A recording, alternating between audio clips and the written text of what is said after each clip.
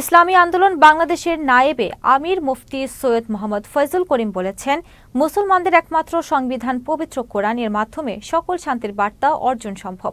শনিবার ঢাকার দোহারের জয়পাড়া বড় মাঠে থানা মুজাহিদ কমিটির আয়োজনে এক সভায় প্রধান অতিথির বক্তব্যে তিনি একথা বলেন। এ সময় তিনি আরও বলেন, কোরআনের বিধান ও ইতিহাস না জানলে অনেক ইতিহাস ৫ই আগস্টের মতো পাল্টে যাবে।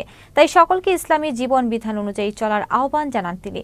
অনুষ্ঠানে বিশেষ অতিথি ছিলেন মাওলানা অধ্যক্ষ ইউনুস আহমেদ, জাতীয় ওলামা মাশায়েখ আইম্মা পরিষদের দোহার থানা শাখার সভাপতি হাফেজ মাওলানা আব্দুর রহিম সহ অন্যান্যরা। ইতিহাস দেখে সব বিচার করিয়েন না।